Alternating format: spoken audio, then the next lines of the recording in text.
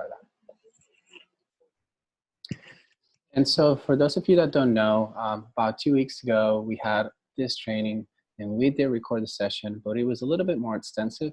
So what we want to go ahead and do today is that we want to go take the chance to actually go over a little bit faster and allow for families to maybe address more of the questions that they have. And also to make it a little bit more available for those that don't have so much time.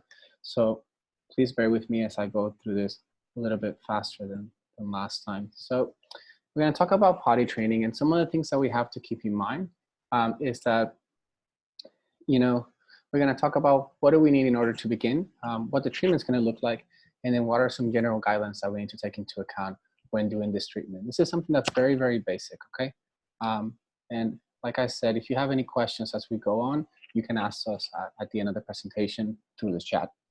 And so the first thing that we're going to do is that we're going to identify what are going to be some powerful reinforcers that we're going to use for every time the individual is successful going to the bathroom. And one of the things that we like to mention is that these powerful reinforcers are preferred to be reinforcers that are not used for anything else. And so if you can start thinking about what are some toys that maybe your child may really enjoy playing with that maybe he doesn't have access to yet, those might be really good for this training. Then the other thing that you want to do is you want to identify what are their preferred liquids. And it could be more than one, but is it juice? Is it water? Is it something else? Because this is going to be very important in order to keep them hydrated. Then the next thing we're going to need is our data sheets. And don't worry about that. We're going to actually provide you a sample that you can use. Also extra clothing. And so one of the things that I always like to mention is that you want to keep extra clothing within the bathroom so that if you do have an accident, as you're getting to the bathroom, you can have the chance to take care of that without having to leave the room, okay? And then the last thing we're going to talk about is what are some visual supports. So these are always going to be helpful for you to signal when it's time to go to the bathroom, where the bathroom is located, and things like that. So we'll give some examples and some resources as to where you can find some of these visuals. And so when we're going to begin the potty training, one of the things that we want to do is that we want to give the child free access to liquids. And this can be, like I mentioned before, juice, milk, water. And this can be available in whichever form is easiest for them. So it can be in a cup, it can be with a straw, whatever you think is going to be easier for them. And then have it available at a distance where they can go and reach for it if they want. And so you don't want them to have to request for this, but rather for them to be able to drink at whichever time they feel thirsty. The idea behind this is that once you do that, then you're going to increase the chances of the child being able to go to the bathroom successfully. Now, the other thing that we always talk about is that we want to make the activity as fun as relaxing as possible. And so the more we do that, the more likely they are to engage in going to the bathroom. And so that's why we talked about having some fun toys in there so that the child can see this as an activity where like they get to enjoy themselves a little bit. And so you always want to make sure that the child feels secure. So if they are a little bit tiny yet, they're very young, you want to use a potty seat if it's needed, you know, so that way they don't feel like they're going to fall into the toilet or anything like that. You can also use a stool under their feet so that they don't feel like their legs are just hanging if they're not used to that sensation. One of the things that we talk about during the presentation always is that you may want to practice using various toilets throughout the house if you have that available, okay? And the idea behind this is that once you do that, you can start generalizing some of the skills that you're trying to teach. As a rule, you want to go ahead and schedule toilet training opportunities 10 minutes before the voiding is expected. And so what we mean by that is that you're going to be able to take data with the data sheets that we provided you, and you're going to determine how long is it really taking for your child to have an accident. And so how often are they having to go to the bathroom? Is it every 30 minutes that they're having an accident, or that they're wetting their diaper, or is it every 20 minutes? And once you've determined that that time frame, then you can go ahead and start scheduling those visits to the bathroom 10 minutes prior to that. And so at the beginning, that can mean that we do it 1 or 2 times per hour, but it could be a lot more depending on the child. It might be that you're going every 10 minutes, every 15 minutes. The other thing that you want to do is that you want to schedule times around activities such as the dinner or a snack, that seem to be times when you tend to go to the bathroom. So that way you can start generalizing some of this routine.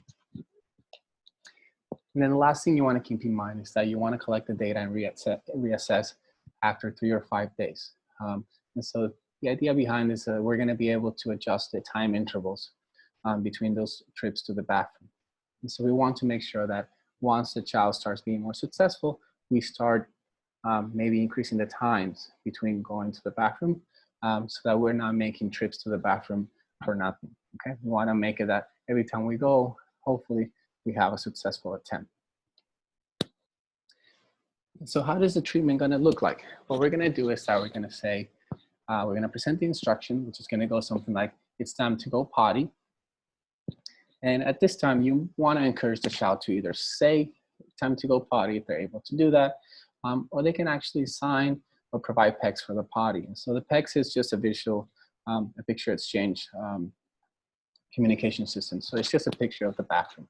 And so it doesn't matter where your child is in terms of language, in terms of communication, you can have them communicate to you that they're going to the bathroom, even if you have to be the one prompting it at that time. For children that maybe have a little bit more language, more receptive language, you may ask, do you have to go potty? And if they say yes, then you go ahead and take them. If the child says no, though, you don't get to take them right away. However, after 1 minute, you're gonna go ahead and tell them that it's time to go to the bathroom, and you're gonna take them without asking them. So you're gonna say time to go potty. The idea behind this is that if you do let's say, if you want to take the opportunity to ask them and allow them to make the decision to go, you want to honor them saying no. But since you already know that they're very likely to have an accident very soon, based on the data that you have, then you want to go ahead and after a minute of them saying no, then you want to say, okay, we're going to go potty, so that they don't actually engage in an accident. And then, of course, if the child at any point spontaneously asks to go to the bathroom between those scheduled times or at any point really, then you're always going to honor that. So you're always going to take them. I believe that for the most part, you may start seeing some of those little by little, but just keep in mind, you can reach out to us if, for instance, a child starts requesting to go to the bathroom and not necessarily because they want to be in the toilet, but because they just want access to the toilet. So if you have a case like that, very specific, you can just let us know and we'll be able to assist you.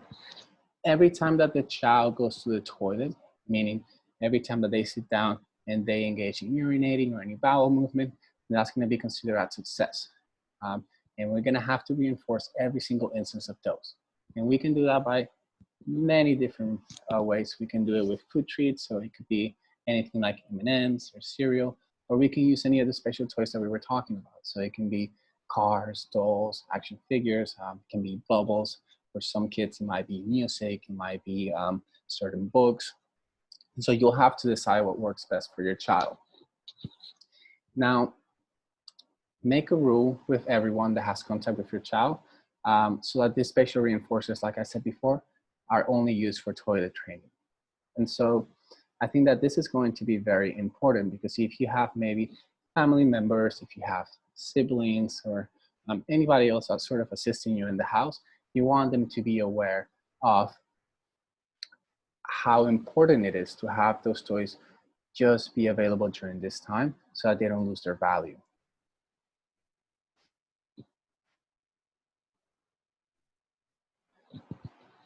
Okay, so if your child actually engages in an accident, those should be treated with as little emotion as possible. So all you need to do is whenever your child engages in an accident, say, okay, we need to go to the bathroom. And then you're gonna lead your child to the toilet, sit him down, and reinforce if they actually go. This is very important. You have to remember that even if your child has an accident, they might still have to go to the bathroom a little bit extra. So it's very important that as soon as you catch them having an accident, you go ahead and take them to the bathroom, but don't forget to say it's time to go to the potty, okay? So that becomes a signal that, okay, whenever I feel like this, it means that I need to go to the bathroom. And then hopefully, once you sit them down, if they engage in it, even if just one drops fall, just by mistake, just anything that was left over, and you would reinforce that so that they start understanding what it is that they're supposed to be doing whenever they go to the bathroom. One thing to keep in mind is that you don't want to use any punishing comments whatsoever, because you don't want that to become reinforcing. So we don't want to start reinforcing the accidents as opposed to the instances when they're going in the actual toilet.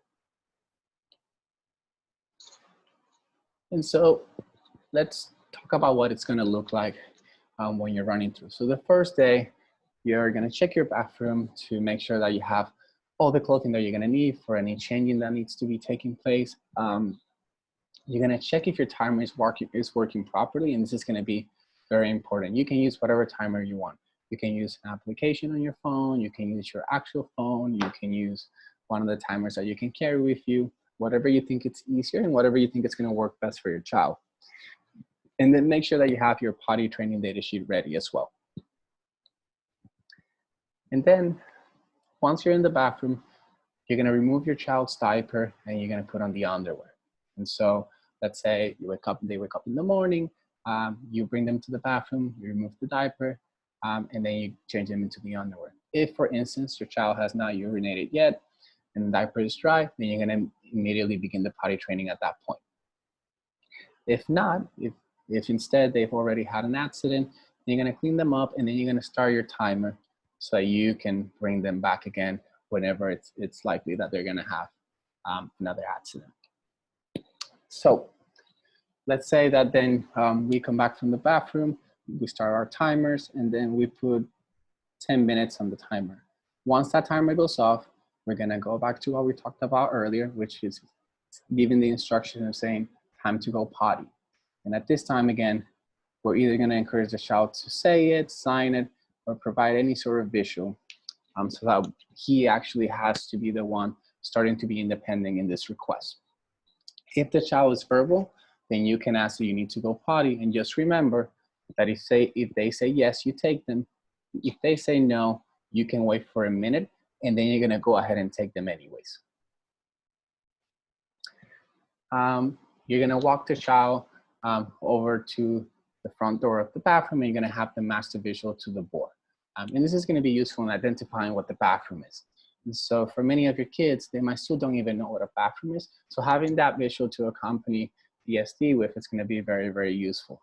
And you can use whatever bathroom you want to, whatever bathroom visual that you want to use. These are just some examples of our IVIS clinic, but it's up to you to use whatever you think is going to catch their attention the best. And so once you match the visual to the bathroom door, and then you make your child walk into the toilet, then you're gonna place a potty seat on the toilet, you're gonna sit your child down, and then you're gonna put 3 minutes into your timer. And during this time, there's many things that we could do. We could be singing songs with them so that they're engaged. We could be reading a book with them. We could be blowing bubbles. Again, we're trying to make it as fun as possible. And the idea is that the more relaxed they are, the more fun that they're having, the more likely they are to actually have a successful attempt. And so if the child ends up having a success within those 3 minutes, then we're gonna throw a huge party. And we mean like really a tremendous party, like kind of like when they start saying their first words and things like that, okay? So just start practicing, exaggerate if you have people around the house, like siblings or any family members, you may wanna have them ready every time you go to the bathroom so they can come in and throw a huge party whenever the child is successful. Remember again that the pee does not have to be a steady stream in order to be considered a success. So it can be drops or anything at all, okay? As long as it's within the toilet. And then if they actually engage in a success, the other thing that you'll have to remember is that they don't have to stay in the toilet for the remainder of the 3 minutes. Once they've actually engaged in what they were supposed to, then you go, okay, great job. You help them get up, you're gonna help them change, help them flush the toilet and all of that. It is important that you help them with this process and that you allow them to do as much as they can, because we want them to do this independently. We don't want them to be relying on you every time that they go to the bathroom. So if you see that they're able to pull up their pants, if you see that they're able to flush the toilet, then allow them to do that on their own. And then if the child doesn't engage in any successes within the 3 minutes, then you're gonna take them off the toilet and we're gonna walk them back from the bathroom. one of the things that I always tell parents is if they don't engage in having a success, for some of the kids, it might be important to maybe not allow them to flush the toilet, as this might be something that's reinforcing for them. So keep that in mind. If you notice that your child really loves the water flushing down, then maybe don't allow them to do that unless they actually had a success. And then remember to reset your timer. Here we're talking about 10 minutes because that's the time frame that we're working in the example, but that's going to be different for each one of you. So just go reset your timer to whatever time you have between bathroom sessions. And then if your child does have a success once they're in the bathroom, then once you come out, you want to make sure that everyone else around the house knows about it so that they start congratulating your child for what they did. And you want that to be a very specific praise. So you want them to be like, great job going in the toilet. So that the child knows what they should be doing again next time in order to receive all of that attention. And so you're going to repeat this process all day and every day, hopefully. But for those of you that are very busy and you have your work schedules and things like that, then all you have to do is identify a time when you're going to be able to follow through with this process, even if you're not able to do it all day, or if you're not able to do it every day, then maybe identify maybe a weekend when you're going to be able to start tackling this so that you're able to be consistent. You're going to be in charge of changing the time interval on your own. And that's why taking the data is going to be so important. So remember, you're going to look at your data every week so you can reevaluate and determine if you have to increase or lower the time between bathroom sessions. And so, for example, if your child is still having a lot of accidents, even though you're going every 15 minutes, then that means we need to lower the time. That means we probably need to go every 10 minutes or every 5 minutes, depending on how close to you going to the bathroom they're having the accident. And then in the case of your child, maybe not having any successes because he's pretty dry every time, then maybe we can start increasing to maybe going only every 30 minutes or every 45 minutes. If you're having any difficulty at any point, remember that you can always reach out to us. So you can reach out to your assigned heart clinician. You can also reach out to whoever's assigned to their case as an ABA therapist. So whoever's their BCBA should be able to assist you with this process as well. We wanted to go ahead and give you some tools so that if you felt like you had the time and you wanted to take on this, then you could go ahead and give it a try and see how it works out. One of the things that you want to remember is that, for instance, for boys, you want to always teach going to the toilet sitting down first, okay? Once they've managed to be able to go to the bathroom and they learn all of their routine, then we can worry about teaching them to go standing. But for the most part, at the beginning, we want to make sure that they're sitting down so that way they can engage either in going, urinating or having a bowel movement. And then always, always, always remember to have extra clothing to change if an accident happens. So again, I think that this sort of seems like it doesn't make sense because you always have plenty of clothing around the house, but make sure you have it in the bathroom, okay? So that way you don't have to leave your child unattended and you don't miss them having a success while you're going to get the clothes, okay? And then also understand that the accidents are guaranteed with the potty training. So even though you might be very eager to start this, just remember at the beginning, it might be a little bit frustrating and you will encounter accidents. It doesn't mean that you're doing it wrong, and it doesn't mean that you should feel discouraged. Instead, it just means that you have to look at your data and start analyzing whether or not you need to maybe start having more sessions between at which you're gonna go to the bathroom, okay? And then lastly, just remember to be consistent and reinforce the correct behavior immediately so that you have more chances of being successful in the future. This is going to be very, very important. So even if your child does have the opportunity to be successful in the toilet, if we don't manage to reinforce right away, immediately, at a very high level, that's very different from everything else that he's experiencing, then the chances of him doing that again or her doing that again are not going to be as high. Okay, so keep that in mind as well. So there's a few resources that we wanted to share with you guys. One of them is the Parents Guide that's made available by Autism Speaks. And they did it together with a project that they have. It's called the Treatment Network. And so this guide is like a PDF and it has a lot of different tips on what you should do, things you should consider to even determine if your child's ready for the potty training. And then at the end of that document, you're going to see also a few resources that you can tap into. One of those resources I've included in this presentation, and that resource is this next slide, which has a bunch of visuals that you can already print out in your home. And so don't feel like you have to go on Google search now and try to find like bathroom visuals. Those are already available. You can print them out. There might be even like steps to go to the bathroom here. So you can print those out and have them available in your bathroom so that it's a little bit more self-explanatory for the child, what you're expecting from them to do. And then in terms of the data sheets, I mentioned at the beginning that we were going to share those with you. So here's going to be the link for the data sheet, and then that's a little sample of what it looks like. One of the things that we talked about the last time that we did this training is that you want to start taking data before you even start doing the training so that you know how long you're going to spread out between each instance of going to the bathroom. So at the beginning, all you're going to do is just kind of measure how often is this person engaging in an accident. So you're going to be checking the diaper and kind of like taking a peek just to see if they've had any sort of wetness at all. Then the other thing that we wanted to share with you guys are some instructional videos. And these are coming out of Vanderbilt University. And so they're very, very nicely done, very self-explanatory. So if you feel like you have some questions about what it should be looking like, then I would invite you to look at these videos.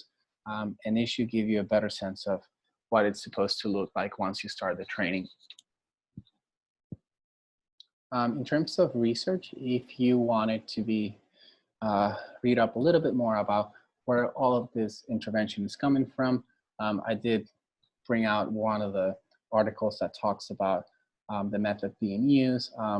You may not have access to this article for free if you click on the link, but if you wanted the article, we're more than happy to share it with you guys, okay?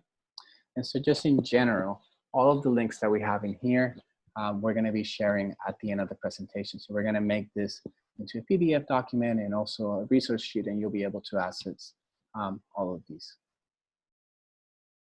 And so I think, let's see. Let me check the chat very quickly. Okay, so Anna, should we go ahead and start with questions? I know there's one right here. That sounds good. We can maybe stop the recording and then take questions. Perfect. Let me do that.